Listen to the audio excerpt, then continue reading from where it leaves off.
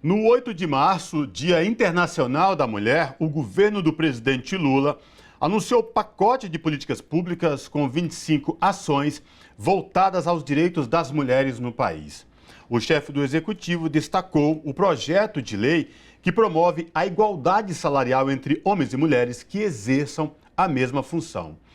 O texto prevê medidas para que empresas também tenham transparência remuneratória e amplie a fiscalização e o combate à discriminação salarial. Também nesta semana, mulheres de todo o Brasil foram às ruas para defender o fim da violência, do fascismo e por mais igualdade em mais de 30 cidades no país, no hashtag 8M. Para falar com a gente sobre essa questão, nós conversamos agora com Denise Mota Dal, que é secretária nacional de enfrentamento à violência contra as mulheres do Ministério das Mulheres. Denise Mota Dal, tudo bem? Prazer te receber aqui no Revista Brasil TVT. Seja bem-vinda. Muito obrigada, boa tarde. Eu é que agradeço o convite para a Ana Rosa e para o Cosmo Silva. Maravilha.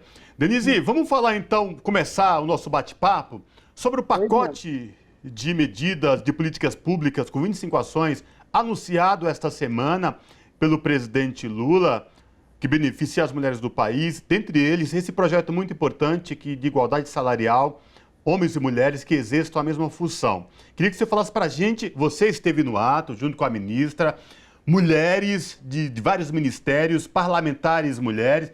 Queria que você falasse do lançamento deste pacote e como que foi a solenidade para os nossos telespectadores aqui da TVT, Denise, e também ouvintes da Rádio Brasil Atual.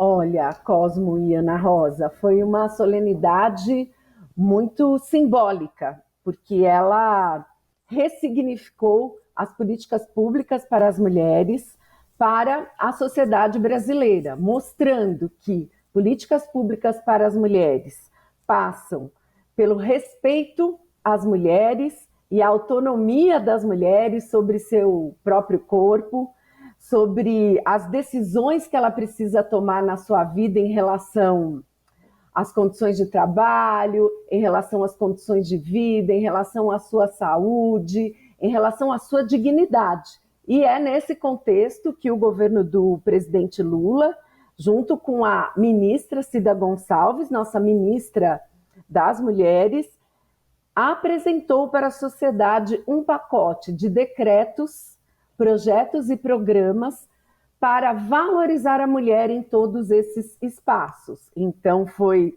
uma série de propostas, projetos para valorizar a mulher, seja no mundo do trabalho, seja na área da saúde, seja no enfrentamento à violência doméstica e à violência sexual, enfim, na área do judiciário, fortalecendo os serviços de atendimento à mulher em situação de violência e também prevendo ações educativas, preventivas, no sentido de tentarmos mudar a mentalidade que, infelizmente, tem sido muito presente, muito forte na nossa sociedade, que vai perpetuando um machismo, desvalorizando a mulher, desrespeitando a mulher e vendo a mulher numa posição subordinada, o que gera um índice alto, como nós temos acompanhado, de violência contra as mulheres. E Denise, queria te perguntar sobre esse pacote de ações. Diversas dessas iniciativas, elas vão se relacionar também com outros ministérios, né? Gostaria de te perguntar como tem sido essa relação com outros ministérios e também, se você puder nos trazer a informação de como a sociedade civil organizada, o movimento de mulheres por direitos, participou também dessa elaboração e dessa composição desse pacote de iniciativas. Bom, esse pacote de iniciativas exigiu um esforço grande de articulação de políticas transversais.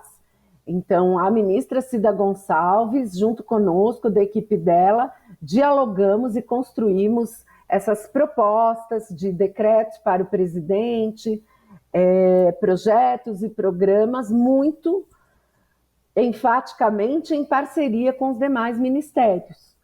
Então, foi um desafio enorme tentar abranger todas essas áreas. Foram 29 ministérios que apresentaram propostas transversais, eu vou falar um pouquinho mais delas daqui a pouco. E elas dialogam, sim, com as demandas, com as reivindicações da sociedade civil, porque são projetos e programas que estavam engavetados ou que ainda nem haviam sido pensados, né? Alguns inovadores que ainda nem haviam sido pensados, mas que dialogam com deliberações das conferências nacionais de políticas para as mulheres e que precisavam ser agilizados.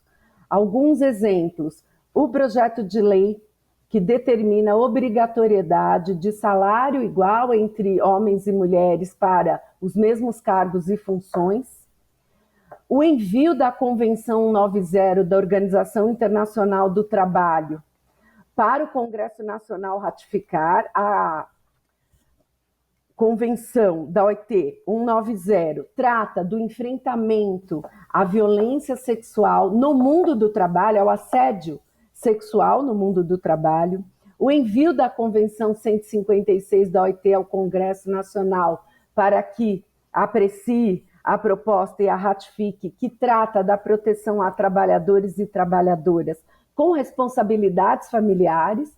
Nós vimos na pandemia o tanto que as mulheres foram exigidas para o trabalho de cuidados, para o trabalho doméstico, sem ter o compartilhamento dessas tarefas. Então, uma proteção dentro das relações de trabalho no nosso país para trabalhadoras e trabalhadores com essas responsabilidades familiares, que a gente sabe que majoritariamente caem, né, como uma responsabilidade feminina, e não é uma responsabilidade das mulheres, é uma responsabilidade que deve ser compartilhada, também atende a essas demandas das conferências de políticas públicas para as mulheres. E na área de enfrentamento à violência, a retomada do programa Mulher Viver Sem Violência, de construção das casas da mulher brasileira, não só nas capitais, mas também nos municípios de menor porte, a entrega de patrulhas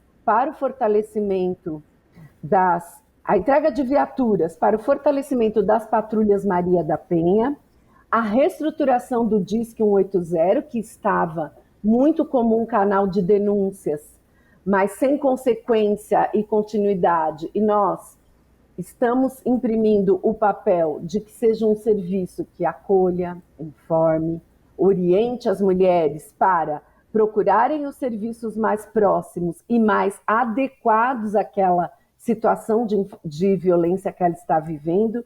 Enfim, uma série de ações que vão fortalecer os serviços e o atendimento para aquela mulher que está passando pela situação de violência, mas também parcerias no sentido com o Ministério da Educação, com o Ministério da Cultura, no sentido de garantir mais espaço para as mulheres nessas áreas e mais, trabalharmos a mudança da cultura machista, que eu gostaria de ressaltar que no último período, junto, né, nesse contexto de cultura do ódio, cresceu muito no nosso país. A misoginia, o preconceito contra a população LGBTQIA+, o racismo estrutural, incentivado explicitamente por autoridades públicas.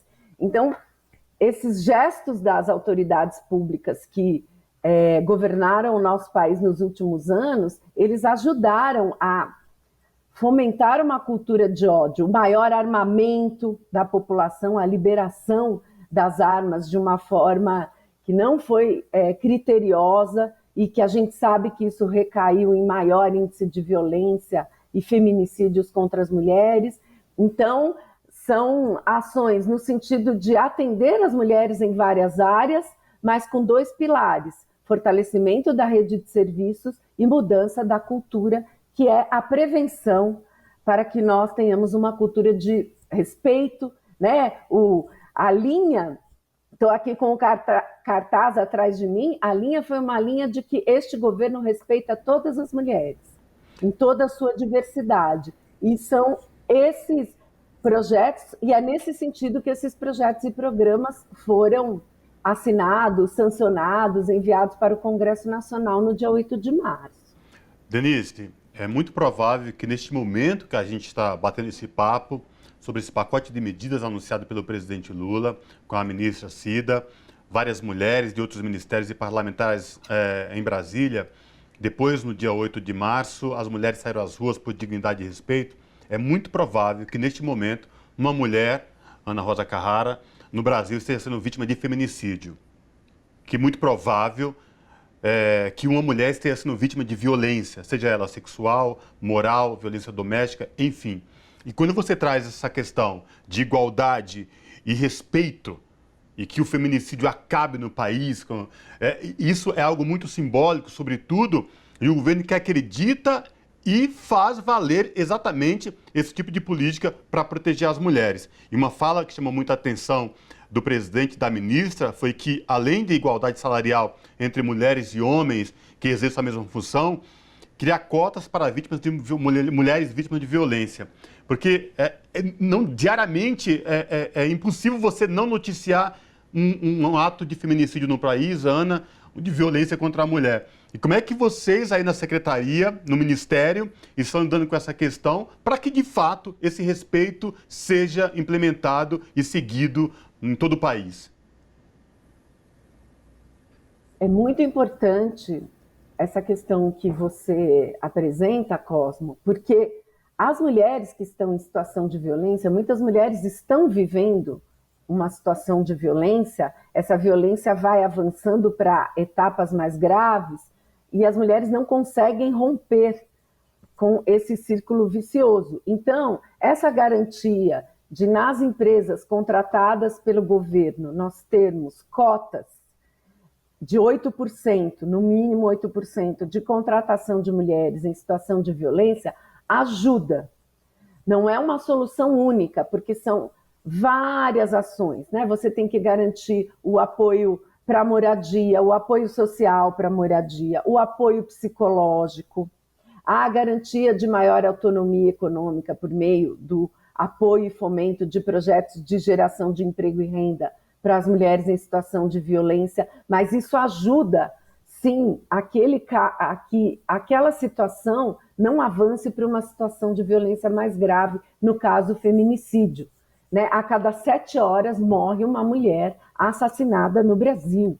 Nós temos que dar um basta nessa situação. Nós temos que dar um basta com essas políticas concretas e objetivas que tirem as mulheres da situação de violência para que ela não seja mais um feminicídio, para que ela não chegue a um feminicídio, e nós temos que tentar fomentar uma cultura de paz, de respeito e de igualdade. Isso vem desde a escola, universidades, os espaços culturais como teatro, e o nosso projeto é avançar neste sentido, que o mais amplamente possível nós consigamos ir transformando essa cultura de desvalorização, desrespeito e de crimes contra as mulheres. É um desafio grande, né? Nós estávamos fazendo um levantamento ontem, acompanhando uma pesquisa da SaferNet. Foram criadas nos últimos anos, no nosso país, 2.516 páginas virtuais de desrespeito aos direitos humanos, que desrespeitam flagrantemente os direitos humanos. Então, isso vai criando uma cultura de ódio e de impunidade, como se fosse natural desprezar a outra pessoa por conta de seu gênero, de sua raça, de sua orientação sexual, por conta de sua condição social. Então, isso precisa ser revertido para que nós consigamos baixar estes índices. É fundamental a redução desses indicadores. Então, programas neste sentido de apoio ao conjunto das mulheres e alguns com focos específicos em garantir emprego, profissionalização, apoio social, psicológico, jurídico para as mulheres em situação de violência são fundamentais na nossa visão, porque houve uma redução do orçamento nos últimos anos, segundo os indicadores, inclusive do Anuário Brasileiro de Segurança Pública. Esse é um dos causadores, a redução de organismos de políticas para as mulheres, de serviços de acolhimento, de orientação e atendimento às mulheres, é inclusive também um dos motivos do aumento da violência contra a mulher, porque significa também menos prevenção. Não é só menos acolhimento no momento que a violência acontece, é menos prevenção, não se altera a cultura que vai perpetuando esses crimes.